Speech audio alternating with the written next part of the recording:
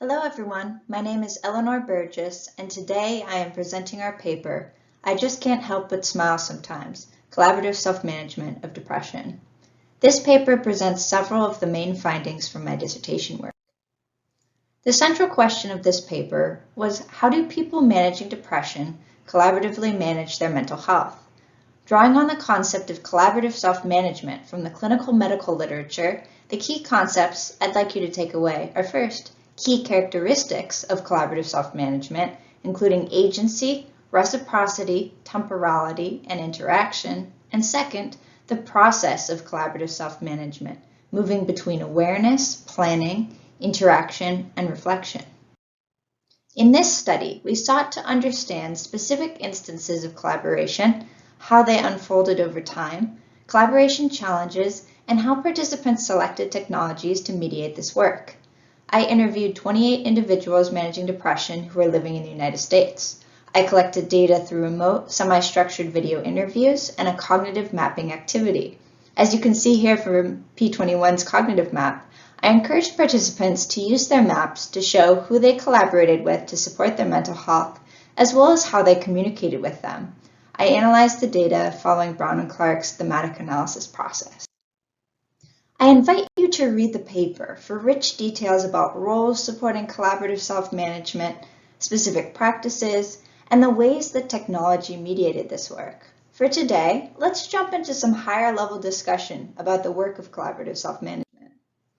As we discussed in the paper, previous social support literature presented a broad framework of collaborative support activities for individuals managing depression, but did not unpack people's day-to-day practices.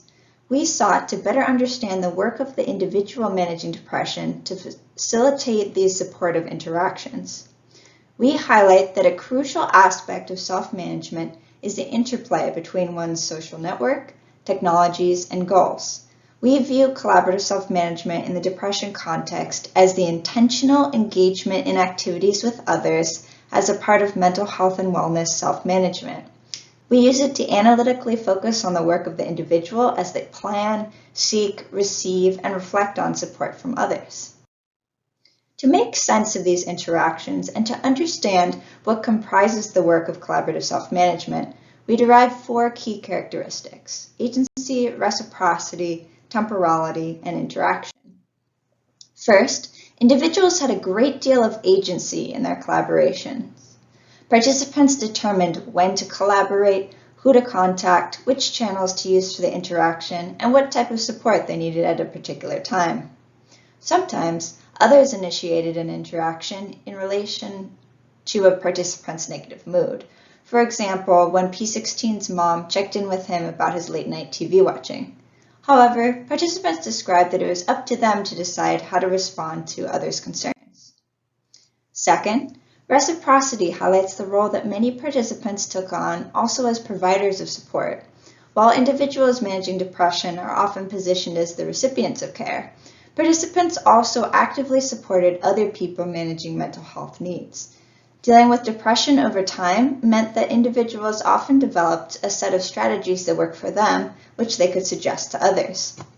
However, supporting others could be emotionally taxing and required participants to actively draw boundaries to ensure that it did not negatively affect their mental health.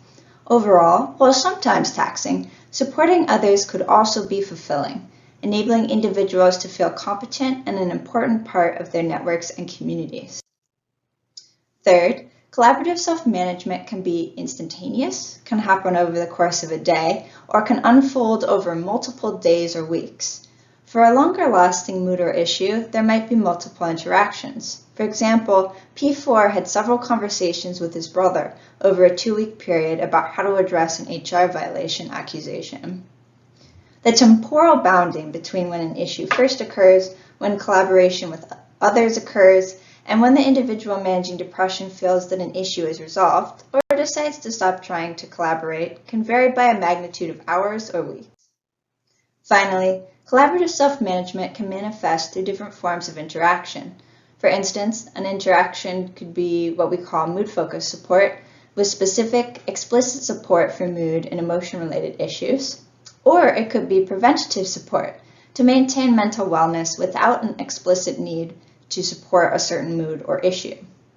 We also distinguish between social interactions which are verbal and others that are nonverbal or action-based. As we investigated this work, we found that there was a similar high-level process.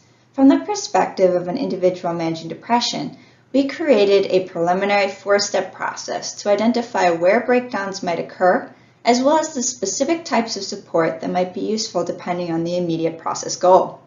We highlight the importance of the pre- and post-interaction work of the individual managing depression to facilitate and benefit from collaborative interactions. All this work is made more challenging because when participants are in distress, it can be harder to make decisions and to think strategically. While I share this process linearly, in practice, collaboration can be messier and can repeat and circle back to earlier steps. Before the process begins, individuals will sometimes experience a trigger leading to a negative mood or emotional issue, for example, stressful situations at work or interpersonal issues. However, not all negative moods have an identifiable trigger. The first part of the process is awareness of mood. Participants describe periods when they had a negative spiral of emotions, felt paralyzed by seemingly endless number of tasks, or had a negative experience. Often, others could note affect changes via body language, facial expression, and voice pitch when participants showed signs of a negative mood. Crucially, people have not yet decided how to act regarding combating or soothing the mood.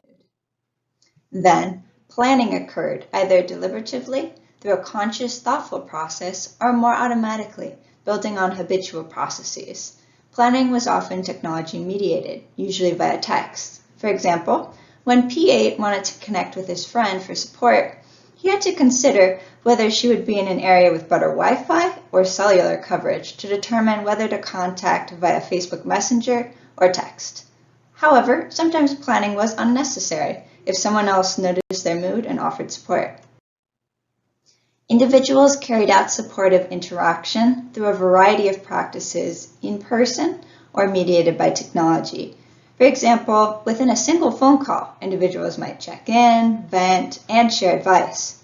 Participants often shared how they were feeling. However, not all participants could articulate their current mood or what caused it. Therefore, interactions also required managing the disclosure of feelings and the anticipated or perceived reactions of others. Finally, after the interaction occurred, participants reflected on the support, considering what the interaction meant for their mood and what their future actions would be. Participants who offered reciprocal support often looked to the other person to say whether the interaction was helpful. People may consider whether to reach out to another person or to the same person again to address the issue. In conclusion, looking toward the future, we invite others to join us to further conceptualize collaborative self-management. Clearly, CSCW researchers have discussed collaboration in other health contexts previously. However, perhaps collaborative self-management can give us a new lens to explore granular collaboration activities. Finally, we thank our participants, our reviewers, and the sponsors of this research. Thank you.